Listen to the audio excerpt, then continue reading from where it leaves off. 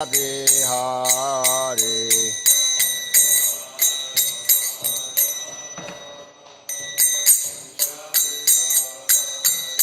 Jaya Radha Madhava Kunja Bihari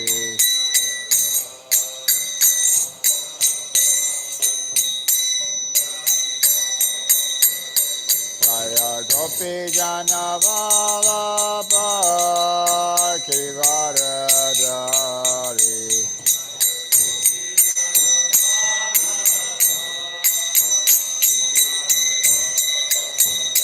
Jaya Gopi Jana Vallabha Kirivaradari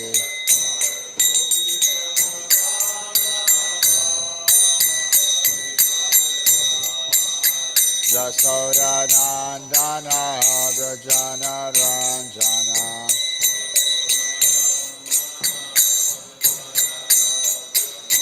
Jasoda Nandana Vrajana Ranjana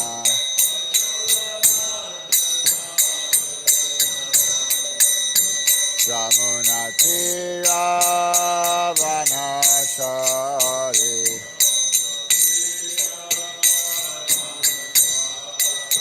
Jamuna Tira Vanachari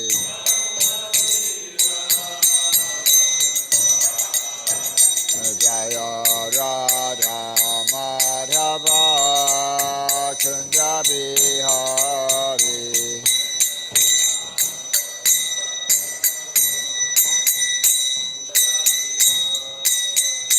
Jaya Radha Madhava Kunja Bihari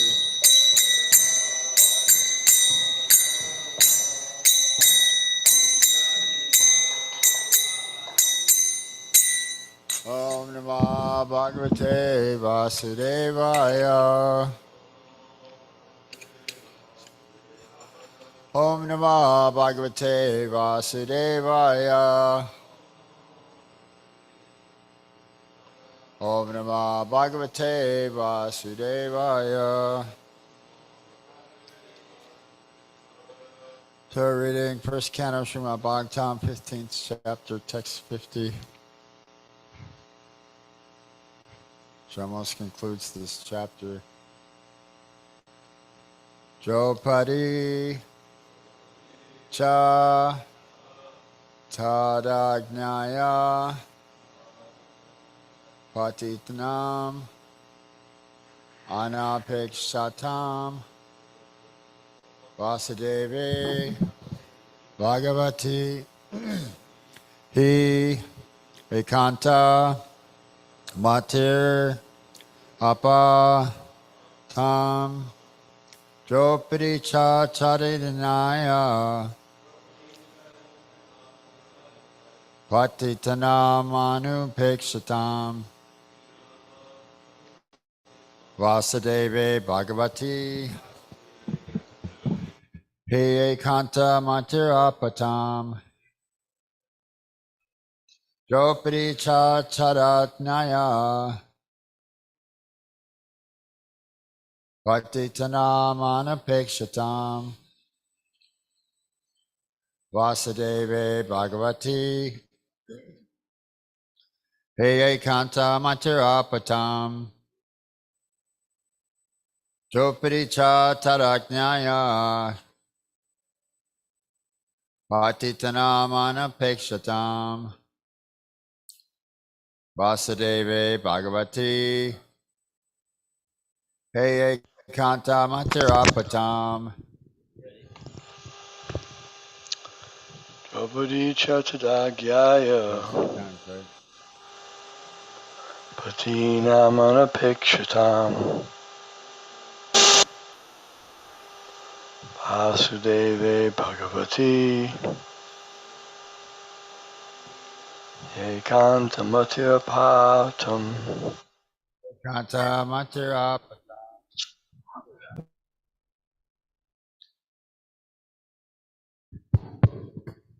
Draupadi Chatadagnaya Draupadi Chatanagnaya Patinamana Piksatam Patitanamanapekshatam Vasudeve Bhagavati Vasudeve Bhagavati Yekanta Matirapatam Ekanta Matirapatam.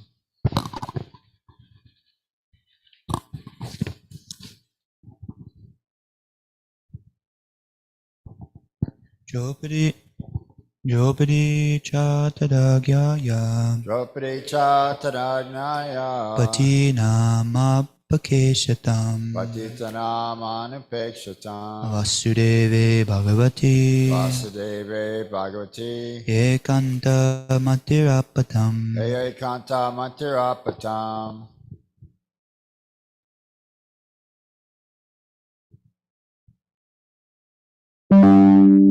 Draupadi Chataragnaya Draupadi Chatanagnaya Patitanam Anapadekshitam Patitanamanapekshatam Vasudeve Bhagavati Vasudeve Bhagavati Ekanta Matirapatam Ekanta Matirapatam.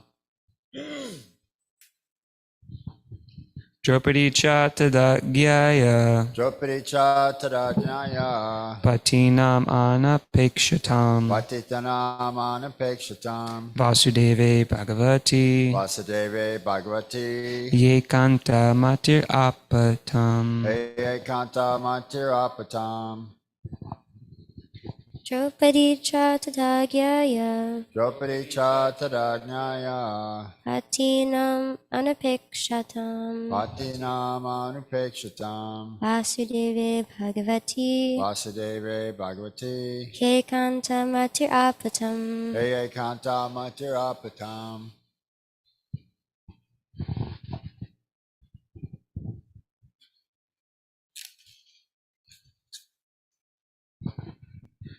Draupadi Chatadagyaya Draupadi Chatanagnaya Patinamanapekshatam Patinamanupekshatam Vasudeve Bhagavati Vasudeve Bhagavati Yekanta Matirapatam Ekanta Matirapatam.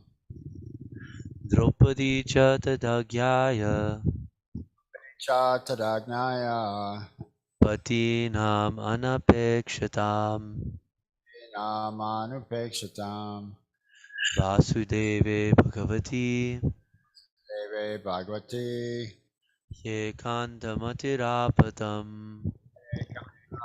Rapatam. Draupadi Chatadagyaya Draupadi Chatanagnaya Patinam Anapekshatam Patitanamanapekshatam Vasudeve Bhagavati Vasudeve Bhagavati Yekanta Matirapatam Ekanta Matirapatam. Draupadi Chatadagnaya Draupadi Chatanagnaya Patinam Anapekshatam Patitanamanupekshatam Vasudeve Bhagavati Vasudeve Bhagavati Ekanta Matirapatam Ekanta Matirapatam. Draupadi Chatadagyaya Draupadi Chatanagnaya Patinam Anapekshatam Patitanamanapekshatam Vasudeve Bhagavati Vasudeve Bhagavati Yekanta Matirapatam. Ekanta Matirapatam.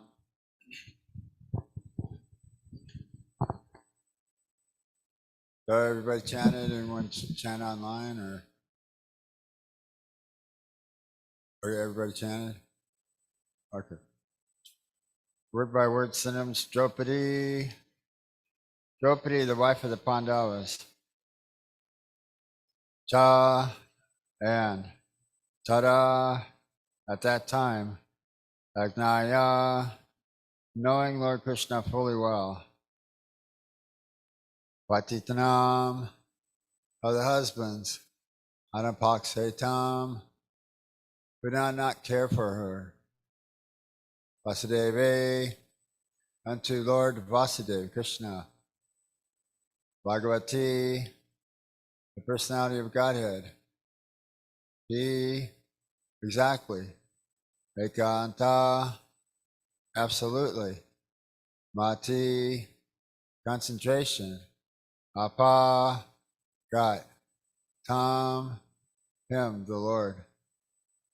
Translation. Draupadi also saw that her husbands, without caring for her, were leaving home. She knew well about Lord Vasudeva, Krishna, the personality of Godhead. Both she and Subhadra became absorbed in thoughts of Krishna and obtained the same results as their husbands. Oh, purport. When flying an airplane, one cannot take care of other planes. Everyone has to take care of his own plane. And if there's any danger, no other plane can help another in that condition. Similarly, at the end of life, when one has to go back home, back to Godhead, everyone has to take care of himself without help rendered by another. The help is, however, offered on the ground before flying in space. Similarly,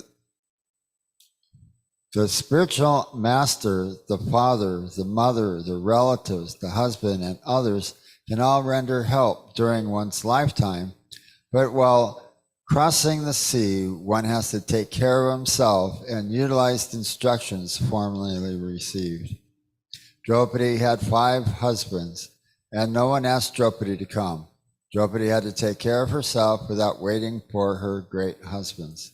And because she was already trained, she at once took to concentration upon the lotus feet of Lord Vasudeva, Krishna, the personality of Godhead.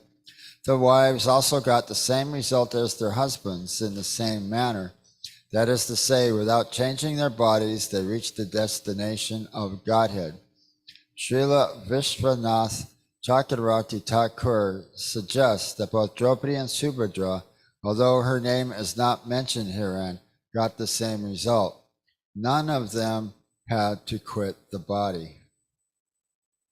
Yes, that's nice. There's some instances where I think Dhruva Maharaj, she went to Dhruva Loka, or they're going back to Godhead in the same body.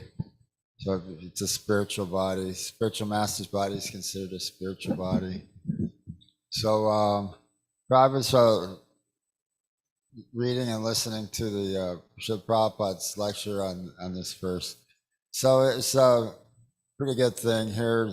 Prabhupada was saying you're on your own. Is that at the proper time when the Pandavas retired, although they were taking care of Draupadi, right, and that they even went to the battlefield of the Kurukshetra, all about the disrobing of Draupadi. So Prabhupada was discussing this one, is that Karna always held a grudge because of the marriage ceremony of Draupadi. She said that Karna couldn't participate because at that time he was known as Sudra, although he was actually really the other son of Queen Kunti. It's actually really a Kshatriya. Because she knew that Karna, he could be the only other one who can be equal in Bowman to Arjun and actually pass the challenge. What they had to do is look down into a pot of water and hold, and it was a big bow too. I believe it was Shiva's bow or something. They had to string Shiva's bow, right? So, and then look down in a pot of water and shoot an arrow through the hub of a wheel and hit the eye of a fish that's attached to the ceiling. So Prabhupada was talking about that's what they did, the kings, before they could or would offer their daughter to someone. They had to show extraordinary prowess. So Prabhupada said Satyabhama, I believe it was Satyabhama, when they said you had to handle 5 bulls. So you have to handle and contain 5 bulls. He said, so all the other princes who came, they simply got their hands and legs broken. But Krishna has expanded himself into 5 Krishnas, and very easily subdued all the bulls. So he showed his extraordinary strength and prowess and was able to pass the challenge. These are some very, very strong bulls that he contained. So then the bride was offered to Krishna. So he said that formerly that was the practice. They had to show some extraordinary prowess. So, and he said, even if there's fighting, when the Kshatriya says, okay, I want to fight with you, even though there could be death, it could be actually fight to death, someone may die, the Kshatriya, he says, he accepts the challenge. He says, all right, come on, we'll fight, right? And then in the evening, they're like friends. When Prabhupada was talking about Jarasandha and Bhima and Arjuna, they're fighting for days, but at night, well, in fact, they even approached Jarasandha dressed as Brahmanas, and he said, well, Krishna's a coward, so I can't fight with Krishna.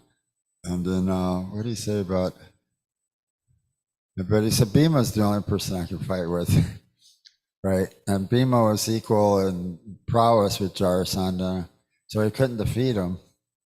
So they were fighting for days and days and days, and Krishna was giving him the hints how to tear him apart. He's called Jarasandha because he was joined by the witch Jara, who were like that when he was born. There was a mango, and the mango was given to Jarasandha's father because he, from a saintly person, because he desired to have a son. Jai Gaurani Jai Ki Jai. So he said, have your wives eat this mango and you'll have a son. So they cut the mango in half, and they both gave birth to half a son. So Jarasandha, Jara, the witch Jara, joined Jarasandha together. So anyways, Prabhupada was saying that's what they're doing at night. Then they're like, they're laughing and joking and talking and eating and drinking together. So that's the Kshatriya spirit. That's what the Kshatriya spirit is. In the evening they're friends, but in the daytimes they fight. So there could be the death. When they say, okay, now let us gamble, he says the Kshatriya, he cannot refuse it. He must accept the challenge to gamble. So that was the cruise. That was Duryodhana's plan, is to usurp the Pandavas. Whatever they had at that time was whatever their kingdom was. I believe they had a palace or something. They had a little something. Because they're Kshatriyas, so because they're Kshatriyas and they're warriors, they have to have a palace. So they had one. And so the person was expert in cheating at dice. There was challenger Yudhisthira, and they knew that Yudhisthira wasn't good at gambling and he wasn't good at throwing dice. So it was an unfair challenge. So first you bet your kingdom. Okay, so they lost the kingdom and said, okay, now you bet your wife, right? Draupadi, and they lost their wife. So that's what Karna, because Karna held a grudge because Draupadi wouldn't allow him to participate in the challenge for her wedding. I believe it's called a Swambor ceremony. So they wanted to insult Draupadi by disrobing Draupadi. So Prabhupada says there's a class of men, lower class of men, they like to see naked beauty of women. Started to see naked women. So they want to see Draupadi this way. So Krishna protected Draupadi by giving her an unlimited cloth like that. So, but that was the whole thing, is that Bhishma and Dhritarashtra, they didn't speak a word against this. They didn't actually agree with what their sons were doing. They were thinking that they should be fair with the Pandavas, but Dhritarashtra was bent on war. He said wouldn't even give him a space so the pin of a needle. So that was the position why there was the battlefield of Kurukshetra, because they had offended Draupadi like that and bet gambling. Prabhupada said, just see how dangerous and how bad gambling is, right? You lose everything. Not only that, but wherever there's gambling, we're going to be getting to that in the next few chapters here. But wherever there's gambling, all sinful activities take place, meeting, intoxication, and illicit sex. So that's the place, that's the residence of Kali. Prabhupada was saying, up until Maharaj Yudhisthira, all the kings were Raja Rishis.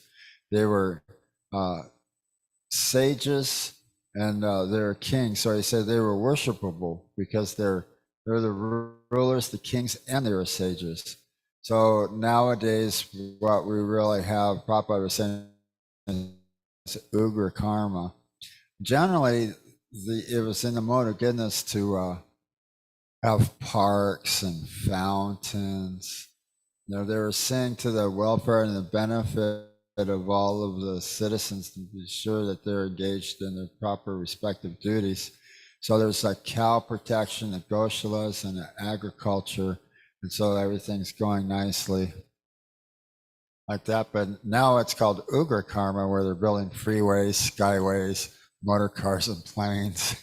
So these things are kind of unnecessary, you know, like that. The artificial energy crisis, so what to do about that. So Prabhupada was saying that everything has got some, you have your happiness and you have your unhappiness that goes along with it side by side.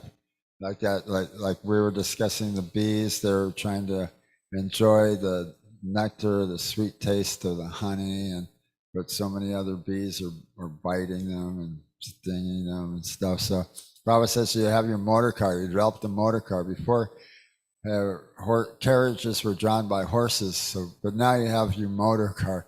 But now what the problem is a petrol problem, right? So you have some other distress, you know, not enough petrol, a high cost of petrol.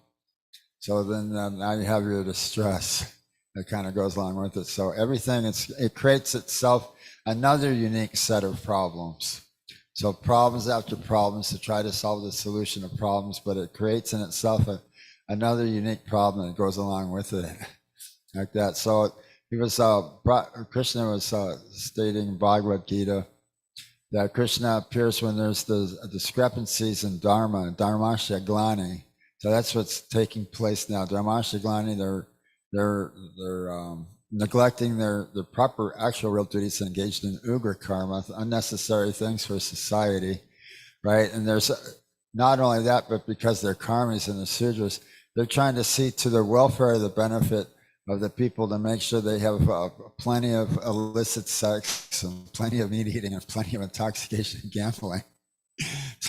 Like that. So, and the base necessities life, plenty of enough sleeping and enough eating and enough sex life, and where they say defending, Prabhupada's defending, and he also even used the term death. So you eat, sleep, have sex, and you die. So he says that's what even the animals are doing. Why are they doing the same thing to perfect the exact same thing that the animals are doing in the animalistic propensities of life? Because they're all sudras, that it's not the progressive value of life, that we're the spiritual soul. We're not the material body. The material body is a machine made of the material energy. But Prabhupada was speaking like that. So we're meant for thinking about Krishna and progressive value of life. King Yudhisthira, he directed his attention towards the transcendental service of the Lord. So there was the process that was mentioned there, how he amalgamated the senses into the mind into the life breathing, totality, like that. You know, or in other words, he directed his mind towards the transcendental service of the Lord. So they knew the science. Prabhupada was saying in these verses, in his lectures to these verses, that King Yudhisthira, it appears that King Yudhisthira, he knew the process of yoga. He knew how to become detached and give up the material world at the proper time. So he says, but nowadays, your president, your prime ministers, they have the elected posts. They know it's only for a matter of years, but they're so attached to the position is that they don't want to leave the position, like that. But death comes and kicks you out. So that's another thing that Prabhupada was saying, is that even though the battlefield of Kurukshetra and everything was around the insulting Draupadi, Prabhupada is saying is that the women, they're protected by the father, and then they're protected by the husband, and then they're protected by the sons. But at this particular case, this is the Vedic injunction. They're following the religious principles. Now they're retiring. So that's what Prabhupada is saying, is that you're on your own, right? That when there's so many different planes in the sky, they can't help each other. You're on your own. So that's what Prabhupada was saying here, is that Draupadi and Subhadra, they realized that now they're actually on their own. And that's actually the Vedic process, is that when they retire, they retired. It's mentioned here that they retired without even really caring so much about Draupadi or Subhadra, although that there was so much emphasis on their protection.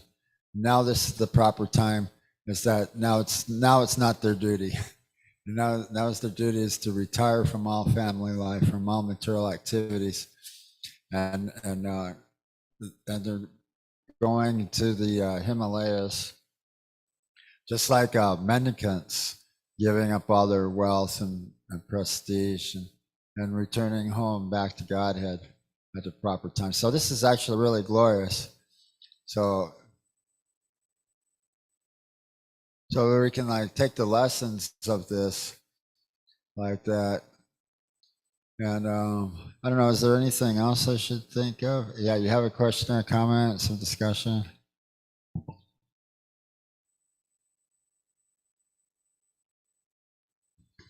Hare Krishna. I was thinking about this point of retirement. We saw that the Pandavas, before retirement, so much responsible they were in regards to Draupadi, that when she got insulted, the whole battle of Kurukshetra was started in this regard, to defend their Draupadi. Prabhupada makes that point in that lecture as well.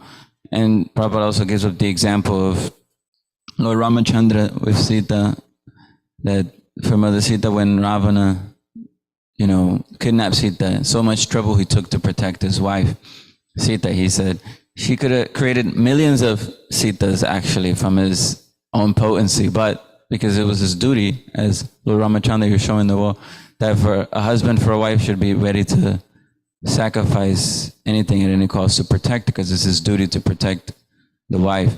But at the retirement, like you're saying, then one has no connection anymore with this material world, no longer responsibilities to this world, so he has to focus on Krishna. That's what this word anapekshati means, is that no longer do I have any duty. And we were speaking about this a little bit last night with Jada Bharat. Jada Bharat no longer had any duties to this world, but he fell down and thought he had some responsibility to this deer, and then he became attached again to this deer, and he forgot about his spiritual duties. Of course, this is a previous system in that age, in these different ages of retirement at the end of life, to focus simply on bhajan. It's not generally recommended or done in this age for many people. Is to serve Krishna even to the very end of life is more favorable. And Prabhupada mentioned that husband and wife can serve together fully and go back home, back to Godhead also. So, but if the wife is an impediment to Krishna consciousness, then therefore, yeah, one should retire and focus fully on Krishna consciousness.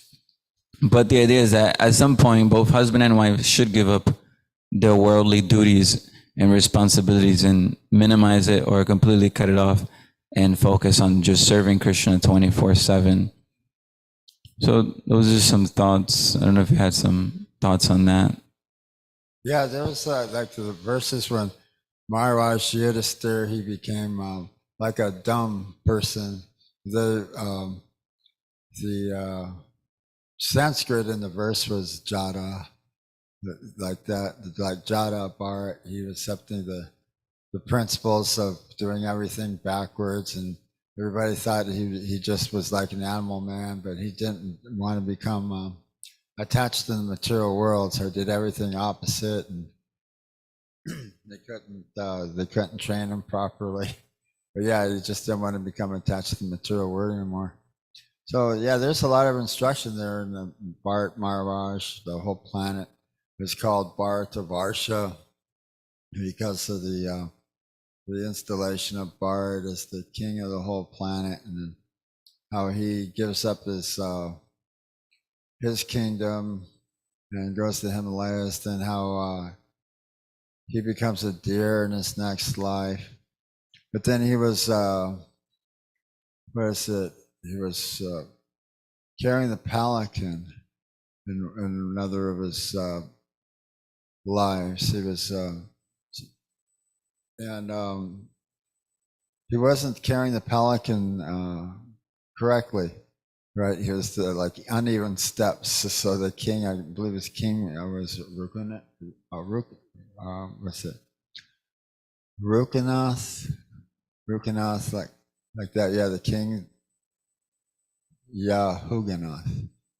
Yeah, so he was chastising Jada Bharat, and he starts to speak these really eloquent verses, or scientific concepts of like God consciousness, and the king says, "Oh, I actually see you're a great saintly person," like that. So they're having this discussion like that. But I guess they excused him for engaging in the service of carrying his palanquin.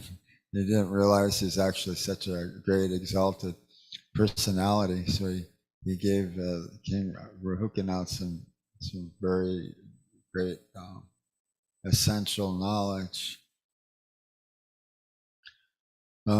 Should I read the next verse, or yeah? Yeah, one more verse in the end of the chapter. Can you speak a little bit on, because sometimes people think because we're engaged in Krishna consciousness, we don't have to be conscious of the laws of karma. We have no responsibility at all to this world whatsoever. But Prabhupada makes the point that we're our preaching movement, so we have to be conscious still of some things in regards to this world for the sake of preaching. And I think one of our Rupa Goswami, or I can't remember who, Sanata Goswami, is not to be callous to material things, completely callous to it. So we have to still be somewhat conscious of it while we're still engaging in this world for preaching. Yeah, the principle is like Yukta Vairagya, to utilize everything in the service of the Lord. I guess Bhakti Siddhanta was being criticized because he was allowing his sannyasis to drive in motor cars and dressed in suits to go out on preaching purposes like that. So he was calling it Yukta Vairagya. Everything is required. There was the transcendental morality, where Rupa Goswami had like boats full of gold coins, and he used it for the freedom of Sanatan Goswami from the jailer. So the jailer made some story that Sanatan Goswami jumped into the river and committed suicide, like that. But he was offered boatfuls of coins for his release, so that he can join Sri Chaitanya Mahaprabhu, because he was being imprisoned for leaving the service of the Mohammedan and then becoming a Hindu, a follower of Sri Chaitanya Mahaprabhu. They're great exalted Goswamis. So yeah, everything is required Yukta Vairagya. Of course, we're aware of karma and karmic activities. So, our karma, it's Krishna karma. Engaging in the service of Krishna purifies our material karma. So Krishna relieves us from that. But it's karma that acts in a completely different kind of a way. There's akarma, karma, and vikarma. So generally, karma is not really understood very well, or misunderstood. Some people are karma is a very heavy-duty negative word, or it implies something really heavy-duty and negative, or it kind of has a bad rap. So basically, there's the karma itself is like the karma desire seeds, and they become fructified, and that's what we're experiencing at each and every moment. And then there's the akarma. So that's like a negative. There's the clearing of our karmas, and then there's the vikarma, the making of our karma, the negative effects of sinful activities, the vikarma. So the karma in its making, akarma, the karma itself, and the vikarma. But for the materialists, they don't really know. The body's a machine made of material energy, but they're identifying with a specific identity, identifying with the material body itself. Sense gratification is, our upbringing, and we're born in a family of meat eaters, and the sinful activity is just totally rampant. We don't know anything different. We just pretty much accept this. We keep the dog. Krishna, Prabhupada says, Nutagapalihantam, he says, Krishna's got this habit. He keeps so many cows. Why not you keep your dog? Why not Krishna having so many cows? Sarabi Palihantam, like that. So why not? The natural inclination is there, but ever since the beginning of life, we've basically been going to the cats and the dogs. But for us, for the devotees, we just have our principles, wherever we are, wherever we go, and carrying this message. I see you guys making the gift packages with the books. That's a really good idea. We're pretty much like trying to distribute one book, right? And here's a whole nother angle. Here, take a whole bundle of books. How about that one? Right? And they give a bigger donation. So, don't ask me. It's a scientific thing. Many salesmen know that certain things work better than other things, and come across something that's really totally far out. So that's definitely Krishna's mercy on that one. So, that's what utilization of intelligence in Krishna service, Buddhi Yogam Tam, proper use of our human form of life, directing our attention towards the transcendental loving service of the Supreme Personality of Godhead, and not going to the cats and dogs, but try to stop the cats and dogs on their sojourn into darker regions of hellish conditions. They don't really know what's waiting for them. And if they're going to be like so stubborn, and even though everyone knows, the living entity specifically knows, and they remember millions of lifetimes before when they blew it and have gone to hell. How those are explained in 5th canto Srimad Bhagavatam, where it remembers their past lives. Sometimes they remember their past lives if they're fortunate while they're still in the womb. But all the witnesses there, the sun, moon, air, land, like that. So everyone knows.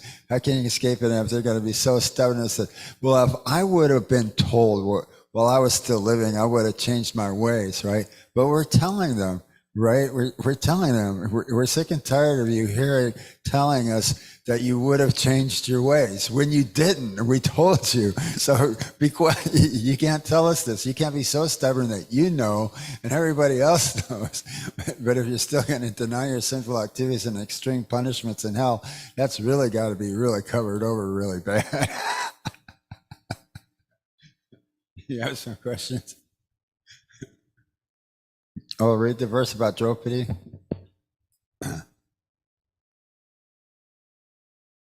Draupadi also saw that her husbands, without caring for her, were leaving home. She knew well about Lord Vasudeva, Krishna, the personality of Godhead. Both she and Subhadra became absorbed in thoughts of Krishna and attained the same results as their husbands. So Prabhupada was saying here, they went back to Godhead in their original bodies. None of them had to quit their body.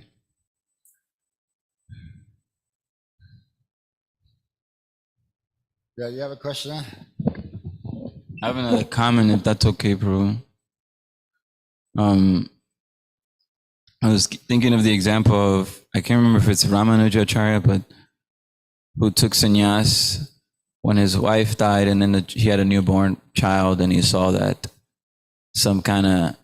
another animal had some kind of newborn child, and the mother also died, and then some kind of worm or something came, and the child was taken care of by Krishna, this other animal. So he saw that his child was also taken care of. So he took sannyas and left abandoned his responsibility for the sake of some higher cause.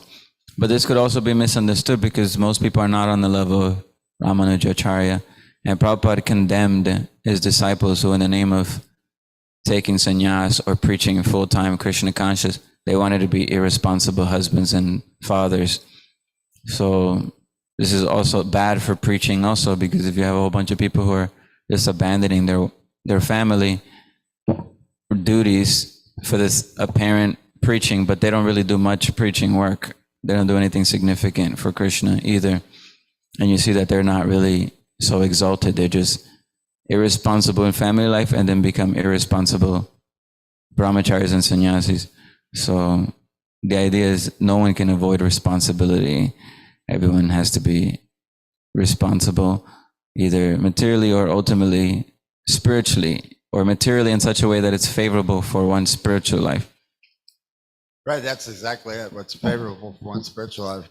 Narayana Maharaj kind of explained this to me.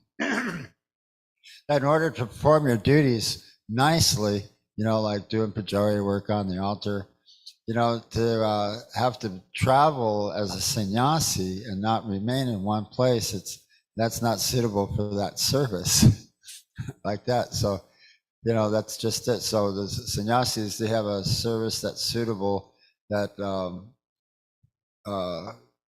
it includes their traveling and not staying in one place, always going to different centers for preaching purposes. But yeah, for somebody that's got a fixer, like taking care of the deities, to be able to take care of the deities nicely, then you should remain as, in your current position like that. So that you can do your service, do the service nicely. Yeah. So is there any other questions or comments or anything else we can discuss? Hey, Srimad Bhagavatam class ki jai.